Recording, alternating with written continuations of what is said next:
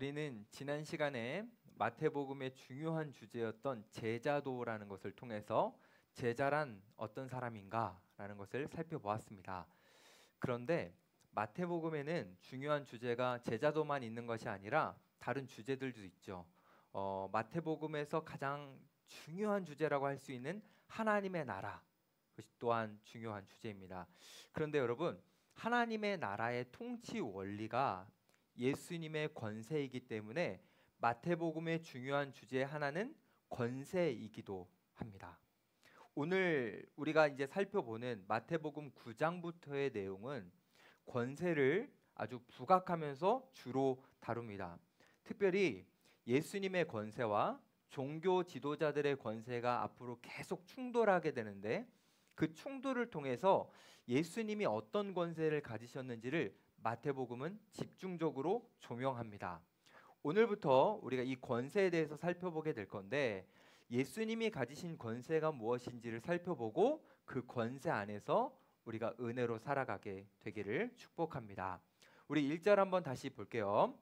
예수께서 배에 오르사 건너가 본 동네에 이르시니, 우리 이제 기억을 한번 해봅시다. 과거에 어떤 일이 있었는지. 예수님과 제자들이 많은 무리가 오는 것을 피곤해 하시면서 예수님이 배 타고 가자라고 해서 배를 타고 가다가 풍랑을 만났었고, 그리고 풍랑을 만난 이후에 가봤더니 거기에 귀신 들린 사람들이 있어서 예수님이 치유해 주셨죠. 그렇죠? 귀신을 떠나가게 해주셨어요. 그리고 나서 다시 배를 타고 1절 표현대로 본 동네에 오셨다. 여기에서 본 동네라는 것은 예수님의 주 사역 무대였던 가버나움을 의미합니다. 예수님이 제자들과 함께 가버나움에 오자 소문이 또 빠르게 탁 퍼졌습니다.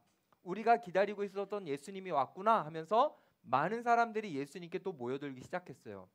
그래서 예수님이 어떤 집에서 사람들에게 하나님의 나라와 여러 가지 것들을 또 가르치고 계실 때에 사람들이 막 모여드니까 그 집은 이제 막 사람들이 더 이상 들어갈 수 없을 정도로 발 디딜 틈 없는 꽉 찬 공간이 되었습니다. 그런데 이것을 안타깝게 보고 있던 사람들이 있었어요.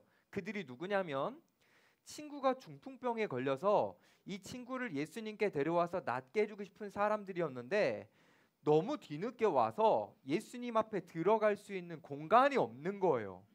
어떻게든지 예수님 앞에 데려가려고 막 노력은 해봤겠죠. 저기요, 한 번만 좀 양해해 주세요. 저기 한 번만 좀 비켜주세요. 제 친구에게는 예수님이 꼭 필요해요. 막 이러면서 막 들어가려고 했겠죠. 근데 문제는 뭐냐면, 거기에 꽉 차 있는 사람들도 다 예수님을 필요로 하고 예수님에게 관심이 있으니까 안 비켜주는 거죠.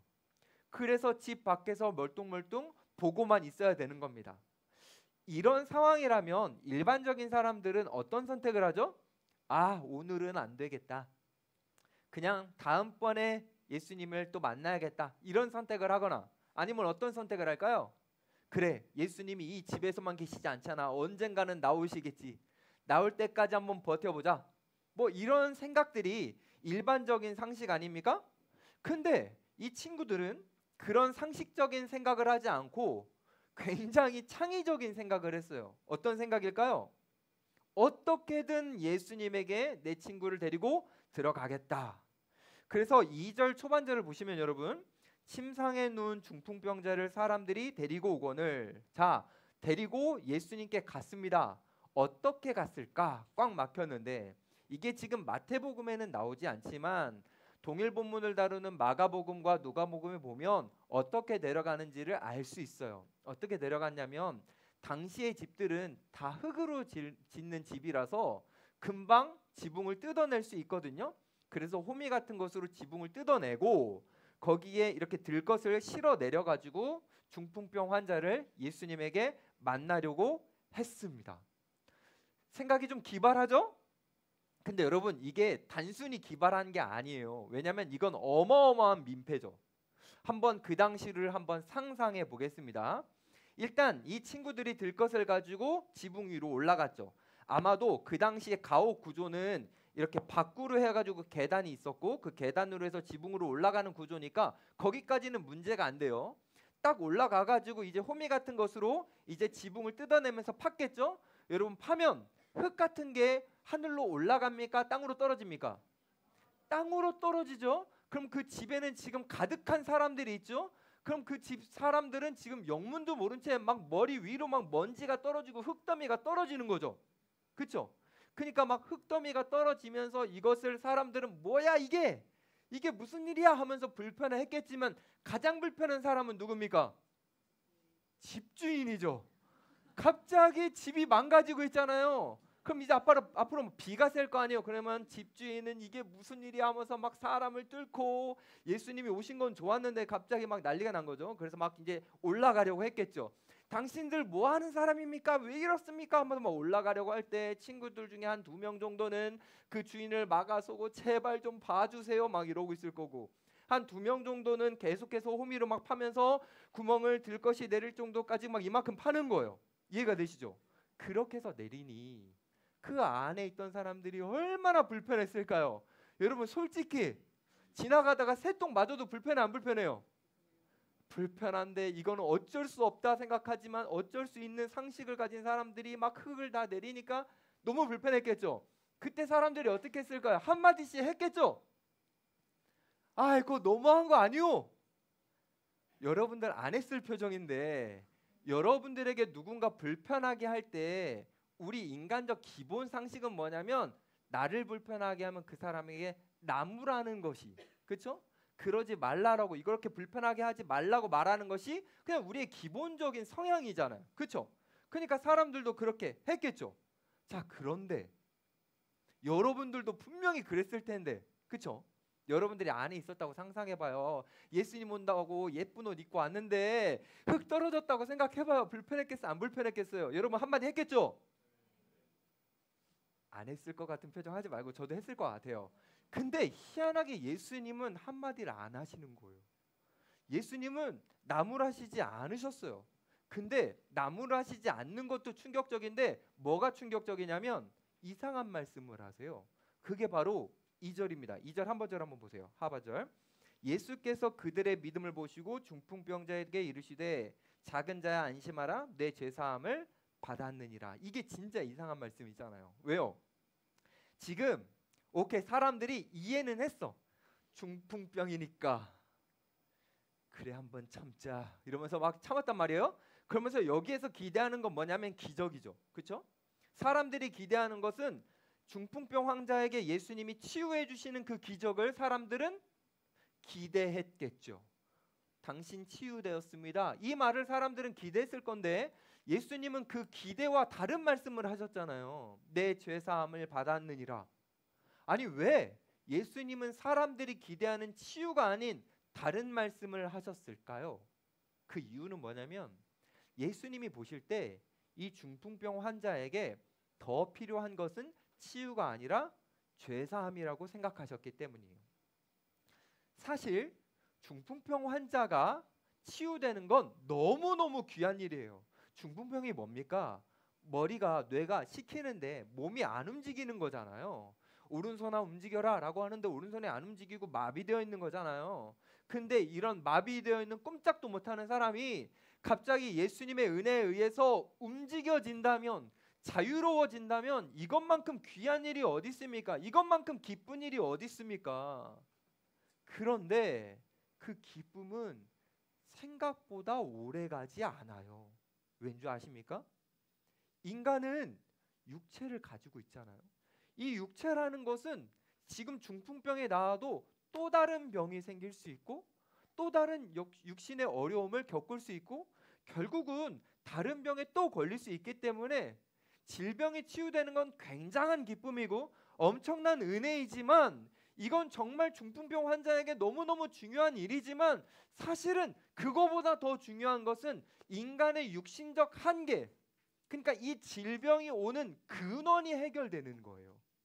이 질병이라는 현상이 해결되는 것도 너무 중요한 일이지만 이 질병이 오게 하는 근원적 문제가 해결되는 것이 훨씬 더 중요한 거죠. 그래서 예수님은 이 중풍병 환자에게 죄사함을 말씀해 주신 거예요. 왜요? 죄가 인간의 질병을 불러왔기 때문이죠. 사실 여러분 우리가 창세기를 이렇게 보다 보면 잘 몰라서 그런데 인간이 죄를 짓기 전에는 완벽했습니다.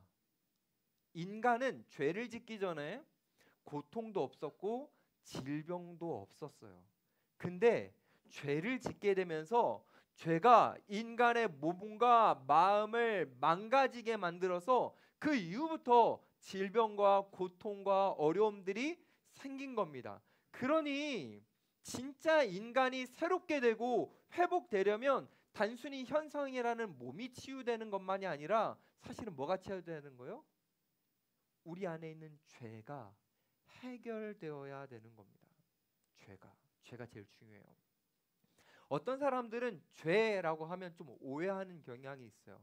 죄를 생각할 때 단순히 도덕적으로나 윤리적으로 생각을 하면서 쉽게 말해서 내가 법을 어긴다라든지 아니면 내 양심에 접촉받는 어떤 무언가를 한다든지 그런 행위를 할 때 내가 죄를 지었구나. 그것이 죄구나라고 생각하는 경향이 있어요. 근데요, 성경은 그렇게 말하지 않아요. 성경에서는 죄를 정의할 때 윤리적으로나 도덕적으로 하지 않습니다. 딱 하나예요. 성경에서 말하는 죄의 정의는 하나님과의 관계입니다. 하나님과 멀어진 것이 바로 죄예요, 죄. 근데 이 죄는 너무나도 우리 인간에게 심각한 결과를 초래합니다. 왜요? 하나님과 멀어졌기 때문에 인간은 하나님으로부터 은혜를 받아 누리는 존재인데 하나님과 멀어져서 하나님으로부터 은혜를 받아 누리지 못하게 되는 거죠. 이게 엄청나게 끔찍한 일입니다. 하나님으로부터 우리는 인간은 호흡, 생명 모든 것을 받아 누려야 되는데 멀어져서 하나님과 차단되니까 어떤 일이 일어나냐면 우리가 마치 중풍병 환자처럼 뭐에 꽁꽁 묶인 것처럼 아무것도 안 되는 거예요. 옴짝달싹 못하게 되는 거예요. 이게 죄가 우리를 꽁꽁 올가매는 겁니다. 올가매니까 우리는 사랑하고 싶은데 사랑이 안 되는 거예요. 우리는 건강하고 싶은데 건강이 안 되는 겁니다. 죄가 우리를 꽁꽁 묶기 때문에 그렇습니다. 그래서요, 죄가 있는 인간은요, 우리가 알든 모르든 내면 속에서는 항상 비명을 지릅니다. 고통스러운 비명을 지르는 거예요. 왜요? 우리의 영혼이 비참해져 있고 고통스러워하고 있기 때문에. 사도 바울은 이것을 로마서에서 이렇게 표현했어요. 자기 자신을 가리키면서 오라 나는 곤고한 자로다. 이 사망의 몸에서 누가 나를 건져내랴. 무슨 말입니까? 지금 사망이라는 것이 죄라는 것이 나를 꽁꽁 묶고 있어서 내가 내 마음대로 안 된다라는 거죠. 죄가 지금 나를 꽁꽁 묶고 있어서 나는 너무 고통스럽다라는 거예요. 그 고통을 사도 바울이라는 사람도 막 토로하는 겁니다. 다시 말해서 영혼이 막 절규하고 있는 거예요. 그런데 사람들은요, 이 영혼의 절규를 몰라요. 내 내면이, 내 영혼이 얼마나 고통스러워하고 절규를 막 비참하게 외치고 있는지, 비명소리를 내고 있는지 사람들은 모릅니다. 왜요? 그냥 죄가 뭔지도 몰라요. 그리고 내 안은 썩어 들어가고 내 안은 망가지고 있는데 그거 의식도 못해요. 그리고 그냥 살아갑니다. 그러니까 어떤 일이 일어나는 줄 아세요? 내 내면을 못 보고 영혼을 못 보니까 사람들은 겉에 보이는 현상만 보면서 현실 문제만 집착합니다. 내가 이 병이 나아야 되는데, 내가 여기 취직해야 되는데, 이 관계 회복돼야 되는데. 사람들은 현실 문제만 집착하면서 이 질병만 해결하면 될 것 같고, 이 문제만 해결하면 될 것 같고, 나를 지금 스트레스를 주고 있는 저 사람과의 관계만 뭔가 해결해주면 되겠다라고 생각하는 거죠. 왜요? 내면의 영혼의 비참함과 절규를 못 듣고 있으니까요. 사랑하는 여러분, 여러분들은 혹시 현실 문제만 좀 중요하게 여기고 있지는 않습니까? 저는 지금 여러분들에게 현실 문제가 중요하지 않다 그렇게 말씀드리는 게 아니에요. 현실 문제 중요하죠. 하지만 그것보다 더 중요한 문제가 있다라는 거예요. 그게 바로 우리의 영혼의 문제, 바로 죄라는 겁니다. 사실 우리가 병에 걸리면 이거 생각보다 힘듭니다. 병은요, 우리를요 너무너무 고통스럽게 합니다. 병이 주는 아픔은요 어마어마합니다. 그 질병 앞에서 우리 온 마음들은 막 녹아내려 버립니다. 그런데 여러분 그거 아십니까? 아무리 강력한 병도, 아무리 우리를 짓누르는 현실의 어떤 문제든 끝이 있습니다. 우리가 이 인생을 끝나는 순간, 우리가 인생이 죽는 순간, 우리가 갖고 있었던 모든 현실 문제도 같이 끝납니다. 근데 심각한 건 죄는 안 끝납니다. 죄라는 그 문제는 우리가 죽어도 끝나지 않습니다. 우리가 하나님 앞에 서는 순간까지 그 죄는 따라옵니다. 우리의 영혼까지 그 죄는 영향을 미칩니다. 그러니 현실 문제만 가지고 막 초조해하면서 살아서는 안 됩니다. 우리의 영혼까지 우리에게 영향을 줄, 정말 우리의 영혼을 아프게 하고 있는 그 죄라는 것을 우리는 다뤄야 합니다. 이게 너무너무 중요하기 때문이에요. 예수님은 그것을 아셨어요. 사람들은 그냥 현실 문제만 보고 있죠. 하지만 예수님은 영혼을 보셨습니다. 그 내면을 보셨어요. 죄로 기울어진 그 극악한 본성까지 보셨습니다. 그래서 예수님은 그 사람에게 가장 필요한 죄사함을 선포해 주시는 거죠.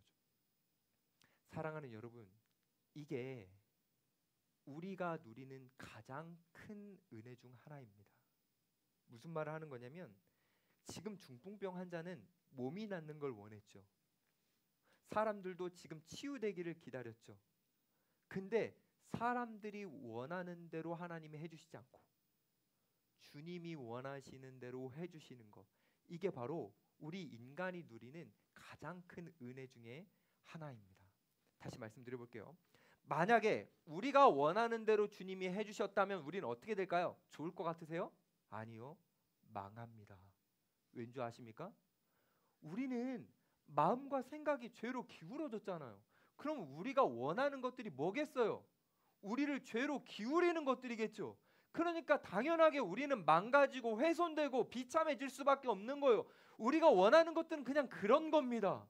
근데 너무나 감사하게도 주님은 우리가 원하는 걸 안 들어주세요. 그리고 주님이 원하시는 것을 우리에게 주십니다. 그래서 우리가 생존하고 있고, 그래서 우리가 이렇게 예배드리고 있고, 그래서 우리가 이렇게 숨 쉴 수 있는 거예요. 저도요, 제 삶을 이렇게 돌아보면 제 뜻대로 되지 않았던 게 얼마나 다행이고 감사한지 모릅니다. 저는 원래 돈 많이 버는 게 소원이었어요.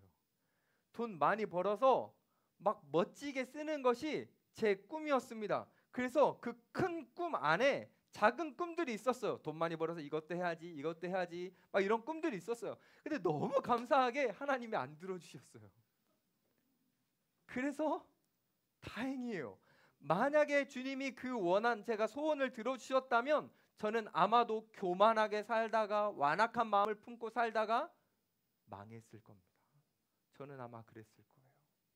근데 주님은 너무 감사하게도 제가 기도할 때마다 안 들어주시고, 제가 소원으로 구할 때마다 무시하시고, 얼마나 감사한지. 제 뜻대로 됐었으면 제가 여기 있겠습니까? 분명히 그 어딘가 어둠 빠져가지고 중독에 막 거의 들어가가지고 뭐 그러면서 그렇게까지 극단적으로 가진 않더라도 내가 원하는 대로 됐다라는 그 자부심과 교만함 속에 어깨뽕이 이만큼 올라가가지고 사람들을 공감하지 못하고 너도 노력해봐, 난 노력해서 되던데, 막 이러면서 막 공감도 없이 막 사람들 무시하고 살았겠죠. 얼마나 미련한 인생이 됐겠습니까? 제 뜻대로 주님이 해주셨다면. 그러니까 이 은혜를 아니까 제가 어떻게 바뀌냐면 기도가 달라지는 거예요. 주님, 제 뜻대로 하지 마시고 주님 뜻대로 해주십시오. 제 뜻대로 마시고 주님 뜻대로 해주십시오. 사랑하는 여러분, 여러분들이 여러분을 바라보면서 느끼는 필요보다 주님이 여러분들을 바라보면서 느끼시는 그 필요가 더 옳습니다. 그게 여러분들에겐 더 유익합니다. 왜요? 주님이 여러분들보다 더 잘 아시기 때문입니다. 우리는 현상만 보죠. 우리는 육체적 아픔만 보죠. 근데 주님은 우리의 내면도 보시잖아요. 그러니 주님이 내가 원하는 대로 안 해준다고 좀 불평 좀 하지 마세요. 진짜 해주면 큰일 난다니까요. 주님이 내가 원하는 대로 해주시지 않을 때 그때 우리는 어떻게 해야 되냐면 이미 내가 무엇을 받았는지를 생각해 봐야 돼요. 이미 내가 하나님으로부터 얼마나 많은 것들을 받았는지 세어봐야 돼요. 하나하나 세어보십시오. 너무 많은 걸 받았을 겁니다. 그러면요 어떻게 되는지 아십니까? 세상이 주는 비교 속에서 벗어나 하나님이 주시는 기쁨을 누리며 살아가게 됩니다. 그게 하늘나라를 가는 하나님의 백성들의 기쁨이에요. 이 기쁨. 예수님께서 중풍병 환자에게 죄사함 받았느니라, 이건 너무너무 큰 은혜죠. 근데요 이거를 은혜라고 생각하지 않고요 불편하게 생각하는 사람들이 있었어요. 3절 볼까요? 어떤 서기관들이 속으로 이르되 이 사람이 신성을 모독하도다. 여러분 서기관이라는 것은 성경 연구하는 사람들이잖아요. 막 성경 쓰는 사람들. 그러니까 얼마나 율법을 잘 알겠어요. 율법을 보면 딱 알아요. 죄사함이라는 것은 하나님 한 분만 할 수 있다라는 걸. 근데 그 하나님 한 분만 할 수 있는 죄사함을 예수님이 해버리니까 불편해지고 예수님이 하나님을 모욕하고 있다라고 여기면서 신성 모독이라고 판단한 거예요. 이 율법 교사들은요, 서기관들은요, 하나님에 대해서 잘 안다고 생각했어요. 근데요, 하나님과 한 분이신 예수님에 대해서 너무 몰랐던 거예요. 그래서 예수님에 대해서 불편하게 생각했어요. 예수님은요, 서기관들이 이런 생각을 갖고 있는 것을 아셨어요. 왜요? 신이시잖아요. 서기관들은 지금 말로 안 꺼냈습니다. 생각만 했습니다. 근데 예수님은 그 생각을 아셨어요. 그래서 말씀하십니다. 4절 볼까요? 예수께서 그 생각을 아시고 이르시되 너희가 어찌하여 마음에 악한 생각을 하느냐. 예수님이 말씀하셨습니다. 서기관들에게 너희는 어떻게 악한 생각을 하느냐. 근데 여러분 잘 보세요. 예수님은 긍휼의 목자이십니다. 마태복음, 마가복음, 누가복음 잘 보세요. 항상 예수님은요 긍휼이 가득하셔서요 악하건 실수하건 잘못하건 죄를 짓건 예수님 어떻게 하시는지 아세요? 다 긍휼히 여겨주십니다. 심지어 음행하다 잡힌 여인에게 어떻게 하셨죠? 죄 있는 자가 먼저 돌로 치라 이러면서 막아주시잖아요. 긍휼의 주님이잖아요. 어떤 대상 사람을 향해서 악한 거사라고 거의 말씀하신 적이 없어요. 근데 지금 갑자기 예수님이 사람을 향해서 너희들은 악하다라고 말씀해 주셨어요. 왜요? 왜 이렇게까지 말씀하시는 거죠? 지금 서기관들이 듣고 있는데 못 듣는 것도 아닌데 왠지 아십니까? 서기관들이 예수님을 정죄했기 때문입니다. 신성 모독이라고 정죄했기 때문입니다. 이게 어느 정도의 정죄이신지 아십니까? 이게요 죽을 죄를 지었다라는 정죄입니다. 넌 죽어 마땅해라는 정죄입니다. 왜냐하면 율법 속에 레위기에 보면 신성 모독은 죽여 마땅한 죄로 규정되어 있습니다. 그러니까 지금 서기관들은 예수님을 보면서 너는 죽어 마땅해라고 정죄한 거예요. 여러분 오해하지 마세요. 예수님이 정죄받아서 기분이 나빴던 거야. 네가 나를 정죄해? 내가 기분 나쁘네. 네가 뭔데 막 이러면서 네가 나한테 어떻게 그럴 수 있어? 막 이러면서 예수님이 넌 나쁜 놈이야 이렇게 하시는 게 아니에요. 그럼 예수님은 왜 악한 생각이라고 하셨냐면 잘 들어보세요. 이 정죄라는 것은 사탄의 권세입니다. 사탄이 하는 거예요. 사탄이 하는 것을 영향받아서 사탄이 하던 대로 했기 때문에 그것은 사탄이 하는 악한 생각이다라고 예수님이 말씀하시는 겁니다. 예수님이라는 분은 어떤 분입니까? 인류가 죄를 짓고 악하게 할 때에 정죄하러 이 땅에 오신 게 아니라 용서하러 오셨잖아요. 예수님의 마음은 용서의 방향인데 사탄은 언제나 정죄하는 방향이잖아요. 그러니까 이 서기관들이 사탄의 영향을 받아서 정죄를 하니까 예수님과 완전히 반대되는 방향, 다른 마음을 갖고 있다라는 것을 예수님 표현해 주시는 거예요. 악한 마음을 갖고 있다. 지금 여러분 잘 보면 우리 시대도 그렇지만 이 지금 예수님 시대에도 사람들은 사탄의 영향을 받아서 정죄가 너무 자연스러웠더라는 거죠. 여러분 지지난주 설교 기억하십니까? 귀신 들린 자 이렇게 우리가 살펴보면서 누가 귀신 들린 자인가? 라고 했을 때 그 동네 사람들, 돈이 사람보다 더 중요하게 여겼던 그 사람들도 귀신 들린 사람들이다. 우리 그거 살펴봤잖아요. 그렇죠? 그것만이 아니라 귀신 들리고 그 사단의 정죄 아래, 사단의 권세 아래 있다라는 것은 사단이 인간을 정죄하는 것처럼 이 정죄가 무분별한 거, 그게 바로 사단의 권세 아래 있는 건데 그 권세에서 살아가는 인간들이 서로를 미워하고 서로에게 상처 주고 서로를 판단하고 평가하고 비판하고 정죄하는 것이 너무너무 악한 것이라서 예수님이 그 사단의 권세 앞에 이제 예수님이 용서라는 권세를 가지고 서시는 거예요. 그리고 이제 부딪히기 시작하십니다. 자, 5절 한번 봅시다. 내 죄사함을 받았느니라 하는 말과 일어나 걸어가라 하는 말 중에 어느 것이 쉽겠느냐. 지금 이제 예수님은 부딪히기 시작하세요. 그러면서 질문을 던지시는 거예요. 죄사함을 준다라는 표현과 치유되었다라는 말 중에 어느 것이 더 쉽겠느냐. 여러분, 뭐가 더 쉬울 것 같아요? 우리 인간은 진실하지 않잖아요. 진실하지 않은 인간의 입장에서는 죄사함이 훨씬 쉽죠. 왜요? 증거가 없잖아요. 사람의 영혼이라는 건 하나님밖에 모르는데 내가 옆 사람한테 죄사해졌어 말했다고 모르잖아. 이건 그냥 기분만 좋은 거잖아요. 어차피 증명 안 되잖아요. 그러니까 인간 입장에서는 이게 훨씬 쉽죠. 그렇죠? 근데 예수님 입장에서는요. 예수님 진실하시잖아요. 그럼 뭐가 쉽겠어요? 예수님은 죄사함이라는 그 말 전자가 훨씬 어렵습니다. 훨씬. 왜냐하면 치유는요. 예수님에게 치유는 말씀 한마디면 됩니다. 근데 죄사함은요. 말씀 한마디로 안 됩니다. 죄사함은 예수님에게도 너무너무 어려운 거예요. 예수님은요. 하나님과 함께 성령님과 함께 이 세상을 만드셨습니다. 세상을 어떻게 만드셨어요? 창세기 1장 1절 태초에 하나님이 천지를 창조하시느라 그런 다음에 쭉 뭐가 나오죠? 말씀하심으로 세상이 존재하게 되었죠. 그러니까 말씀으로 치유가 되는 겁니다. 근데요. 죄사함은 그게 안 돼요. 말씀으로 안 됩니다. 너무너무 어려운 거예요. 왜 죄사함이 어려운지 두 가지 이유만 말씀드릴게요. 첫 번째, 죄사함은 대가가 필요합니다. 하나님은 어떤 분이시냐면 하나님은 사랑이세요. 하지만 그 사랑 안에 공의가 있습니다. 하나님은 공의의 하나님이에요.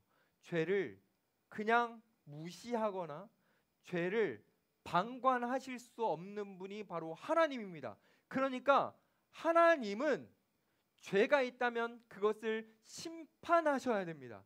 그러니까 인간이 죄를 지었다면 심판은 마땅히 받아야 됩니다. 근데 하나님은 사랑이시잖아요. 그러니까 심판을 하시긴 하셔야 되는데 사랑이시니까 인간을 심판하실 수가 없어요. 그래서 어떻게 심판하시죠? 자기 자신한테 심판하시잖아요.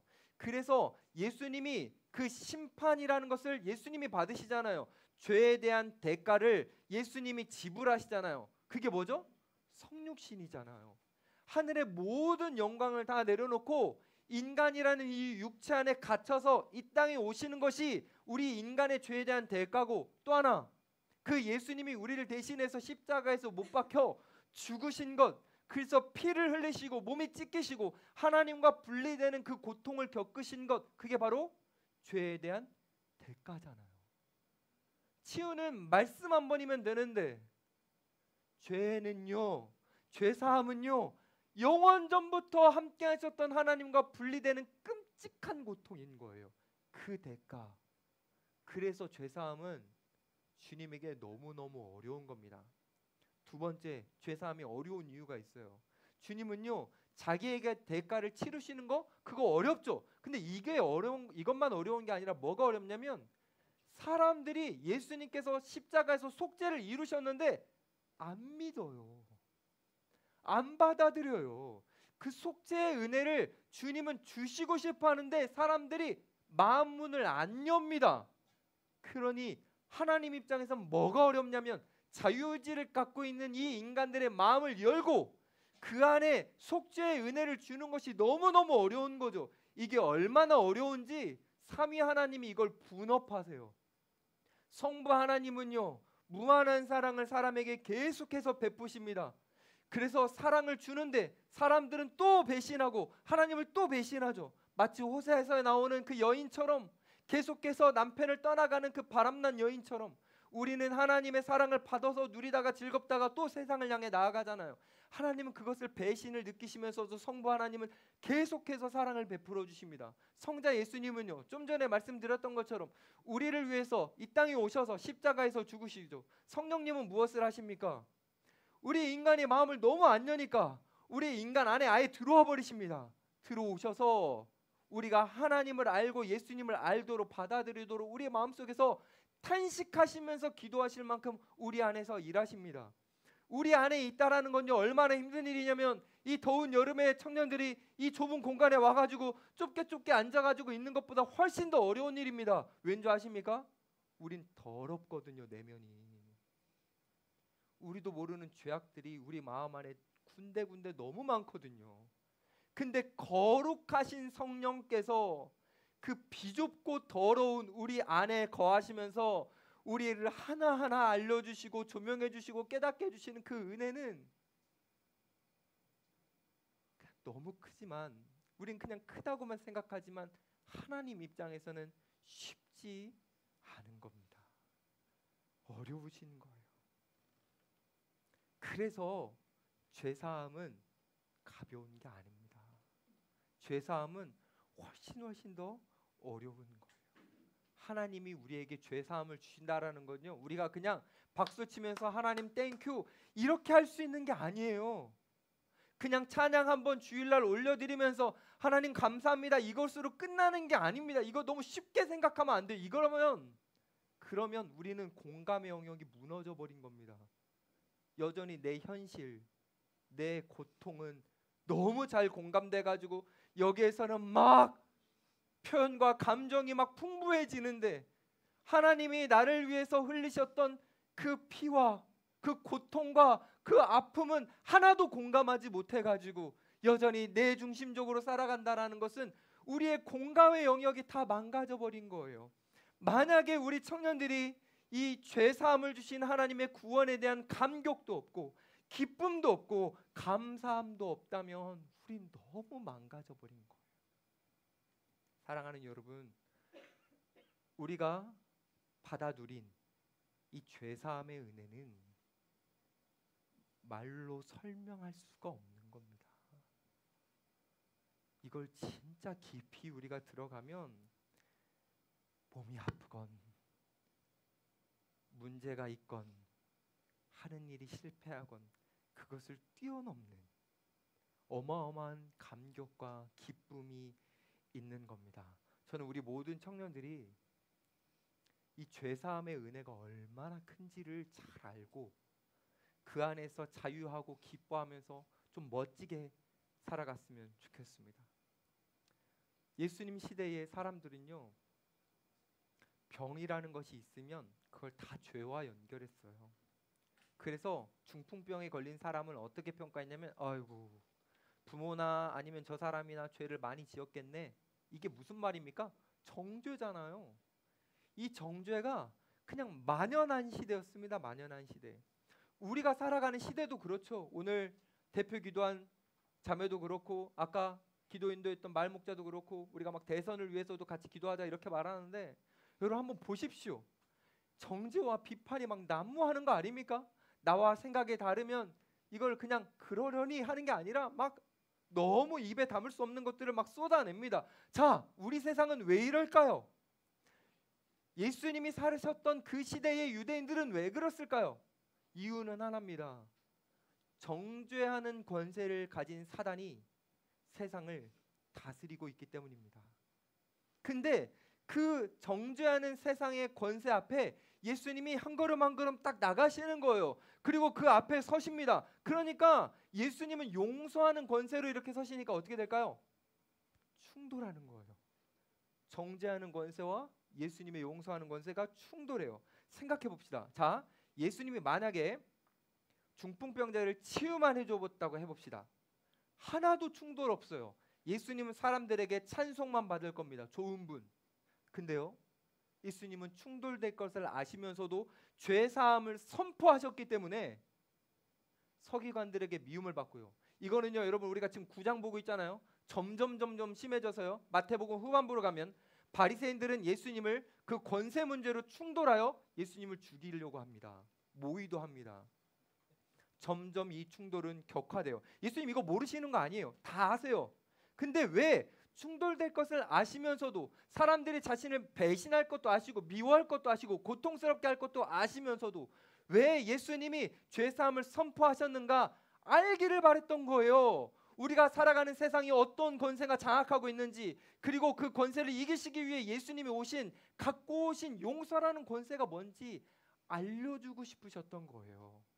자, 6절 한번, 상반절 한번 볼까요? 그러나 인자가 세상에서 죄를 사하는 권능이 있는 줄을 너희로 알게 하려 하노라. 우리에게는 죄사함이 필요하다라는 걸 알려주시고, 예수님에게는 그 죄사함을 하실 수 있는 권세가 있다라는 걸 알려주셔서 결국 우리에게 뭐 하라는 겁니까? 예수님 믿고 그 은혜를 누리라는 거죠. 이걸 믿을 수 있도록 예수님이 이제 증명하십니다. 제가 이제부터 쭉 읽어볼 테니까 한번 보세요. 6절 하반절부터 봅시다.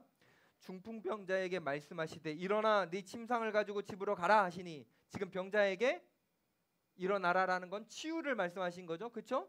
그랬더니 어떻게 합니까? 그가 일어나 집으로 돌아가거늘. 제가 이 병자였으면 좀 아쉬웠을 것 같아. 왜냐하면 남아서 예수님과 함께 더 있고 싶을 텐데 집으로 가라고 했으니까 뭔가 여기 조금 더 있고 싶은데 가긴 가야지 그러면서 주섬주섬 가긴 했을 것 같은데, 근데 그 모습을 보고 사람들이 어떻게 합니까? 무리가 보고 두려워하며 이런 권능을 사람에게 주신 하나님께 영광을 돌리니라. 자, 중풍병자 입장. 이제 몸이 이렇게 딱 됐어요. 못 움직여. 친구들이 나를 막 들고 왔어요. 중풍병자는 하나의 믿음으로 왔어요. 예수님은 나의 몸을 치유하실 수 있다. 이 믿음으로 예수님 앞에 왔어요. 들것에 실려서 예수님을 만났어요. 예수님에 의해 죄 사함을 받았어요. 이제는 어떤 믿음이 생겼을까요? 예수님은 나의 죄를 사해 주신다. 이 믿음이 생겨서 집으로 돌아가게 되었습니다. 자, 중풍병자가 갖고 있었던 그 예수님은 나를 치유하실 수 있다는 이 믿음에서 어떤 믿음까지 생긴 거예요? 나의 죄를 이 예수님이 사해 주신다. 이 믿음까지 간 겁니다. 자, 죄 사함은 유대인들 사고 속에 누구만 할 수 있다고요? 하나님. 근데 예수님이 나의 죄를 사해 주셨다라고 믿는 건 예수님이 어떤 분이라는 걸 믿는 거죠? 하나님이라는 것을 믿고 돌아가게 됩니다. 성경을 그렇게 연구하고 매일매일 쓰고 있던 이 서기관들은 그것을 못 믿어서 예수님과 충돌하고 있는데, 몸 하나 움직일 수 없었던 그 당시 가장 비참했던 이 사람은 예수님이 하나님이라는 것을 믿으면서 집으로 돌아갑니다. 누가 복된 사람입니까, 여러분? 누가 진정으로 복 있는 사람입니까? 중풍병자죠.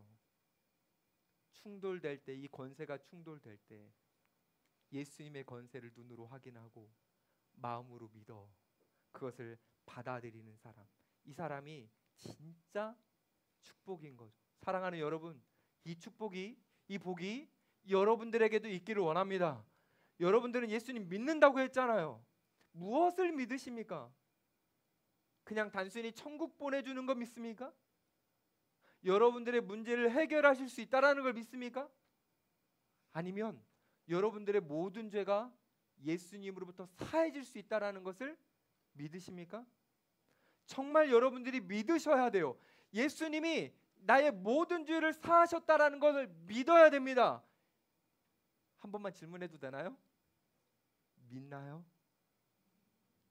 믿는다면 이제 침상에 누워 있으면 안 됩니다. 영적 중풍병자로 살아서는 안 됩니다. 중풍병이 뭡니까? 머리가 식히는데 손발이 안 움직이는 거잖아요. 우리가 예수님을 믿는 순간 어떻게 됩니까? 우리는 그분의 몸이 됩니다. 그분의 손과 발이 됩니다.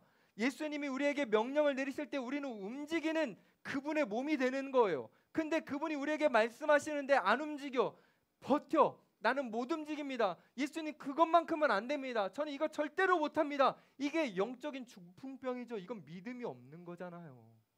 예수님이 일어나 가라 라고 하실 때 우리는 일어나 갈 수 있어야 되는 겁니다. 자, 그럼 퀴즈. 예수님이 여러분들에게 지금 머리로서 무엇을 명령하실까요? 세상과 타협하면서 살라고 명령하실까요? 세상의 가치에 따라 살라고 명령하시겠습니까? 아니잖아요. 무엇을 명령하실까요? 오늘 본문 속에서 봤을 때 예수님은 이렇게 명령하십니다. 청년들아, 정죄하지 말아라. 용서해라. 주님이 우리에게 그걸 명령하십니다. 사랑하는 여러분, 자기 자신을 정죄하지 마십시오. 자신의 실수와 잘못, 자신의 어둠, 여기에 깊이 빠져들어가서 무기력하게 살지 마십시오. 저도요, 가끔씩 예전에 지었던 그 죄가 저한테 막 이렇게 달려들고요, 저를 막 붙잡습니다. 예전에 지었던 그 죄가요, 저를 콱 누를 때가 있습니다. 그럼 제 사고 속에서 어떤 생각이 일어나냐면, 아유, 내가 뭘 하겠어. 내가 목사도 아니지 나는. 엄청 무기력해지고요, 제가 막 이렇게 신앙적 자존심이, 자신감이 막 다 떨어집니다. 근데 여러분, 우리는 기억해야 됩니다. 우리 예수님이요, 우리의 과거와 현재와 우리의 미래의 죄까지 다 해결하셨습니다. 여러분의 연약함에 붙들리지 마세요. 여러분의 그 죄책감에 여러분 낭망하거나 좌절하지 마세요. 여러분, 정죄하지 마세요. 예수님이 여러분들을 용서하셨습니다. 자신을 정죄하지 않는 거 정말 중요한데요, 하나 더 중요한 게 있습니다. 다른 사람을 정죄하지 않는 거예요. 다른 사람이 나에게 상처 줬을 때, 다른 사람이 날 아프게 했을 때 정죄하지 않는 거예요. 근데 이게 너무 어렵습니다. 왜요? 세상이 정죄가 가득하잖아요. 사단의 권세가 가득하잖아요. 이런 세상에서 살고 있는 우리가 그 가치에서 벗어나서 용서하고 긍휼을 베풀고 자비롭게 이렇게 살아가는 것은 너무너무 어려운 일입니다. 하지만 예수님이 무엇을 원하시냐면, 십자가부터 시작되었던 그 용서의 향기가 우리 예수님의 손과 발이라는 우리 그리스도인들을 통해서 이 어두운 악취나는 정죄가 가득한 이 시대에 우리를 통해서 그 용서의 향기가 흘러가기를 주님은 너무나 바라십니다. 저와 여러분이 머무는 곳곳마다 이 예수님의 용서의 향기를 흘려보낼 수 있기를 간절히 축복합니다. 제발 영적 중풍병자가 되지 마세요. 이거 치유하시려고 예수님 매달리셨잖아요. 여러분 생각해 보세요. 예수님 어떤 분입니까? 자유롭게 뭐든지 하실 수 있는 분이잖아요. 근데요, 그분이 십자가에서 어떻게 매달리셨죠? 중풍병자처럼 매달리셨습니다. 예수님은 손과 발을 마음껏 쓰실 수 있는 분이었는데, 손과 발에 뭐가 박힙니까? 못이 박힙니다. 못 움직입니다. 영적 중풍병자인 우리를 치유하시기 위해서 예수님이 중풍병 환자처럼 고통을 당하시는 거예요. 사랑하는 여러분, 자기 자신과 이웃을 용서하십시오. 지금도 계속 충돌합니다. 권세가 충돌합니다. 정죄하는 사단의 권세와 예수님의 용서의 권세가 지금도 계속 충돌하고 우리의 마음속에서도 막 충돌할 텐데, 그때 십자가를 다시 바라보시고 십자가를 다시 묵상하셔서 정죄로 살아가지 않고 용서로 살아갔으면 좋겠습니다. 이제 말씀을 마칩니다. 제가요, 오늘 말씀을 이렇게 묵상하다가 이런 생각이 들었어요. 예수님이 참 생뚱맞은 말씀을 많이 하시는데 왜 예수님은 먼지가 떨어지고 흙이 떨어질 때 나무라지 않으셨을까? 왜 지금 중풍병 환자는 이렇게 누워가지고 예수님에게 눈빛으로 나를 치유해 주세요라고 이렇게 보고 있을 때 예수님은 그 사람이 원하지 않은 죄의 용서를 말씀하셨을까? 그게 뭘까? 고민해봤어요. 근데요, 제가 답을 찾았어요. 제가 요즘에 마음이 힘든 부분이 있습니다. 뭐냐면 우리 청년들이 많이 아파요. 심각하게 아픈 청년들이 꽤 돼요. 그래서 그 청년들이 저한테 기도 제목을 나눠주면 제가 그걸 위해서 기도하면서 그냥 안 아픈 게 아니라 마음이 아파요. 그리고 그게 막 때로는 거기에 짓눌릴 때가 있습니다. 그러니까 제 기도가 어떻게 되겠어요? 하나님 치유해 주십시오. 하나님 하실 수 있잖아요. 하나님 좀 회복시켜 주십시오. 이렇게 막 기도가 돼요. 근데 어느 순간 제가 기도를 하는데요, 진짜 그 제 이 현상 속에서 나오는 기도가 아니라 제 내면 속에서 어떤 기도가 나왔냐면, 하나님 그 청년을 치유해 주십시오 이렇게 말이 안 나오고 이렇게 나오더라고요. 하나님 그 청년에게 사랑한다고 말씀해 주십시오. 지금 정말 고통스러운 순간을 겪고 있는 그 청년에게 사랑한다는 음성을 들려주십시오. 그게 그 청년에게는 가장 큰 위로와 힘입니다. 그렇게 고백이 되는 거예요. 이제 알겠는 거예요. 예수님이 왜 나무라지 않으셨는지. 사랑하셨어요. 치유를 바라고 있는 그 중풍병 환자에게 예수님 저를 치료한다고 한마디만 해주십시오라고 할 때 예수님 이렇게 말씀하시는 거예요. 네 죄가 용서되었다. 이게 무슨 말인지 아십니까? 내가 너를 사랑한다. 왜죠?